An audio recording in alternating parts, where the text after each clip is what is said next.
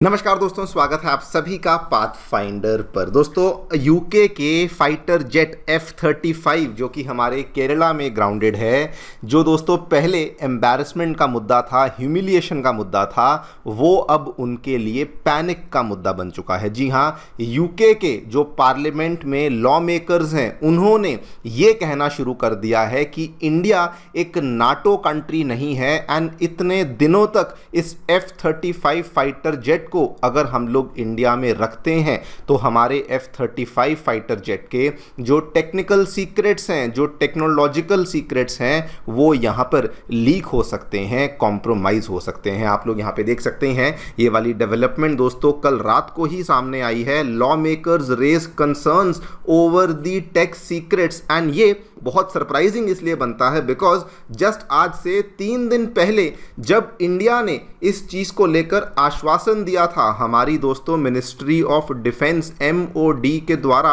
आश्वासन दिया गया था डायरेक्टली यूके की MOD को कि जो भी आप लोग F-35 फाइटर जेट की मेंटेनेंस करेंगे, उसकी जो रिपेयर करेंगे, उसकी जो भी डिटेल्स हैं उसको हम लोग छुपा के रखेंगे, किसी के भी साथ उनकी डिटेल्स को शेयर या फिर साझा नहीं किया जाएगा। ये द हिंदू की न्यूज़ है। ये दोस्तों 30 जून को अपडेट सामने आया था, लेकिन उसके बावजूद यूके के लॉ मेकर्स ऑब्वियसली उनका डर काफ़ी विजिबल है, जिसमें कि वो लोग ये कह रहे हैं कि जो टेक सीक्रेट्स हैं वो यहाँ पर बहुत ज़्यादा कंसर्निंग बन चुके हैं बिकॉज वो कभी भी किसी भी टाइम पर यहाँ पर लीक हो सकते हैं। वैसे जब हम इसी F-35 की बात कर ही रहे हैं, एक दोस्तों बहुत ही मज़ेदार अपडेट भी इसका देखने को मिला है। कल हमारे केरला के टूरिज़्म डिपार्टमेंट के द्वारा इस F-35 फाइटर जेट का इस्तेमाल किया गया, बल्कि कुछ लोग तो कह रहे हैं कि इसको ट्रोल किया गया, कहते हुए कि इस F-35 फाइटर जेट को केरला इतना पसंद आ गया है कि वो अब केरला को छोड़कर जाना ही नहीं चाहता है। ये वाली फ़ोटो दोस्तों कल सोशल मीडिया पे वायरल भी हो रही थी and this is the second troll जो कि F-35 का हुआ है भारत में। इसके पहले आपको याद होगा वो OLX वाला जो कहानी हुई थी जब एक यूज़र ने इसको OLX पे लिस्ट कर दिया था एंड अब दोस्तों केरला का टूरिज़्म डिपार्टमेंट ही सामने आया है जो कि इस F-35 को अपने केरला टूरिज़्म को बढ़ाने के लिए इसका दोस्तों इस्तेमाल कर रहा है। खैर, जोक्स अपार्ट, जो अभी डेवलपमेंट्स हुई हैं उसके बारे में हम लोग बातचीत करेंगे एंड इस चीज़ को लेकर जस्ट अभी एक फाइनल एंड लेटेस्ट अपडेट ये भी सामने आया है कि चूंकि यूके की जो भी टेक्निकल टीम्स हैं जो कि क्लूलेस हो चुकी हैं, उनको समझ नहीं आ रहा कि एग्जैक्टली आगे कैसे बढ़ना है। दे आर नाउ सेइंग कि फाइटर जेट को डिसमेंटल किया जाएगा एंड फाइनली उसको यूके में एयरलिफ्ट ही बेसिकली किया जाएगा। ये वाली रिपोर्ट न्यू इंडियन एक्सप्रेस की है और जस्ट अब से कुछ ही घंटे पहले हमें देखने को मिली है। इन्हीं सब चीज़ों के बारे में चर्चा करेंगे, क्या देखने को मिला है, क्यों आखिरकार यूके के लॉ मेकर्स इतना ज़्यादा डरे हुए हैं, इतने पैनिक में हैं, उसके बारे में विशेष रूप से चर्चा करी जाएगी। आइए शुरू करते हैं मेरे साथ। मेरा नाम है अनिरुद्ध। यदि आप लोग हमें फॉलो करना चाहते हैं, हमारे लेक्चर्स के अपडेट्स को प्राप्त करना चाहते हैं, तो यहाँ पर दिए गए टेलीग्राम चैनल्स के माध्यम से ऐसा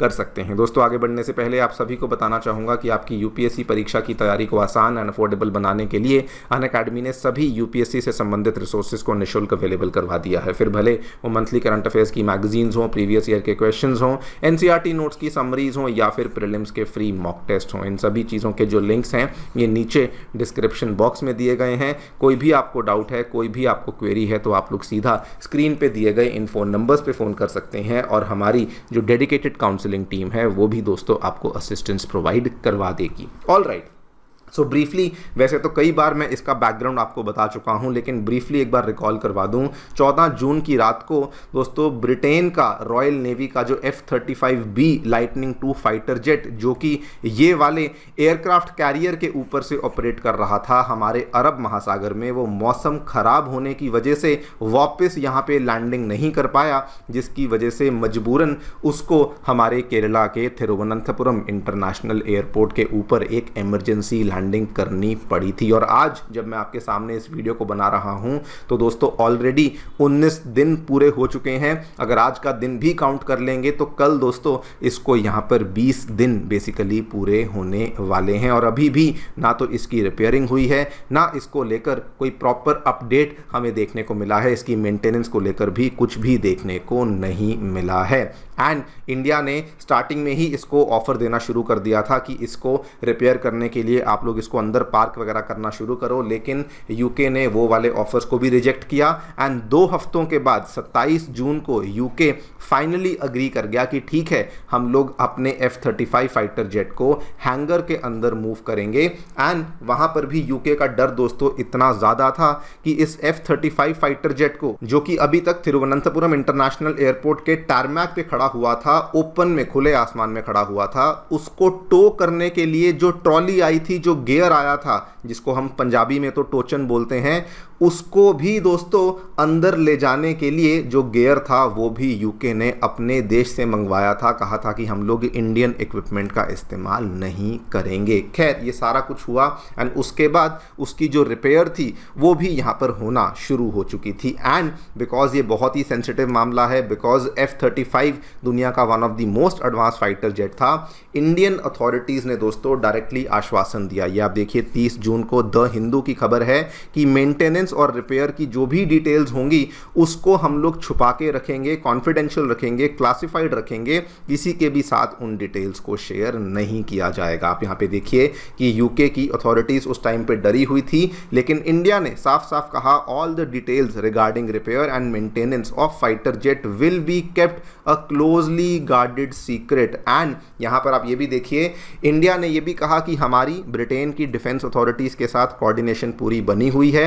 इस पूरे फाइटर जेट का जहाँ पे रिपेयर भी हो रहा है, वहाँ पर जो लोग इसको गार्ड भी कर रहे हैं, एक तो इंडिया की तरफ से कुछ लोग इसको गार्ड कर रहे हैं एंड दूसरी तरफ ब्रिटिश रॉयल नेवी के भी कुछ अधिकारी हैं जो कि इसकी गार्डिंग में लगे हुए हैं। और इंडिया ने दोबारा से कहा कि प्रोटोकॉल को एडहेयर किया जाएगा, किसी प्रकार की दखलंदाजी नहीं करी जाएगी, full logistical and security support हम लोग यूके को देने वाले हैं। ये सारे के सारे अपडेट्स हमें ऑलरेडी देखने को मिल चुके थे, लेकिन कल दोस्तों सडनली यूके की पार्लियामेंट में हमें सडनली पैनिक या फिर कयास देखने को मिलता है, जहां पर अब उनके जो एमपीज़ हैं वो ये कहने लग चुके हैं कि हम लोग इतने दिनों तक एक नॉन नेटो कंट्री में अपने F-35 फाइटर जेट को पार्क नहीं कर सकते, बिकॉज ऐसा करने से जो इंटेलिजेंस रिस्क्स हैं वो हमारे लिए बहुत ज़्यादा बढ़ जाते हैं। 3 प्रमुख तौर पे बातें हैं जो कि उनके द्वारा कही गई हैं। वो तीनों बातें क्या हैं?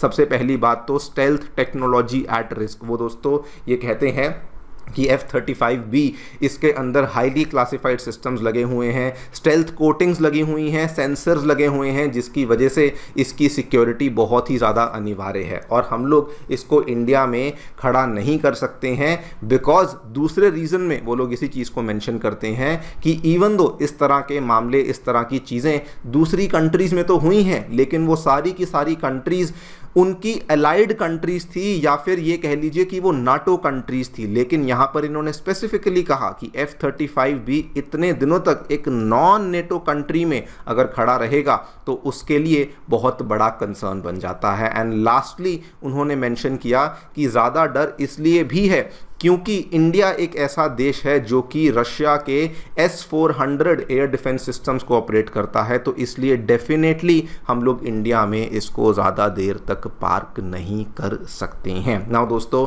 जबकि इंडिया ऑलरेडी पहले बोल चुका था कि कुछ ऐसा वैसा नहीं होगा, हमारी तरफ से पूरी सिक्योरिटी है और अगर कुछ करना होता तो इंडिया इनको 20 दिनों में तंग भी कर सकता था, लेकिन इंडिया की तरफ से हमेशा ही मदद का हाथ बढ़ाया गया है। लेकिन उसके बावजूद भी आप यूके का दोस्तों पैनिक देख लीजिए। ये मैं समझता हूँ यूके का नहीं, पूरे वेस्ट का ही पैनिक है, क्योंकि वो जल्दी जल्दी हमारे ऊपर भरोसा नहीं करना चाहते हैं। खैर, इंडिया ने जो करना था किया, लेकिन दोस्तों यूके की रॉयल नेवी के लिए जो ह्यूमिलिएशन है वो अभी भी ख़त्म नहीं होने वाली। बिकॉज उनकी जो टीम आनी थी, जो वो 40 मेंबर की टीम आनी थी, वो अभी तक नहीं आई है। जो छोटी टीम आई थी वो क्लूलेस रही, कुछ नहीं कर पाई, चुपचाप वापस चली गई। एंड अब फाइनल रिपोर्ट सामने आई है कि शायद इनके जो रिपेयर्स हैं वो अनसक्सेसफुल हो रहे हैं and they are now going to dismantle the aircraft. उसकी जो विंग्स हैं उसको हटा करके उसको वापस से यूके में एयरलिफ्ट ही बेसिकली किया जाएगा। आप लोग देखिए पार्शियल डिसमेंटलिंग होगी,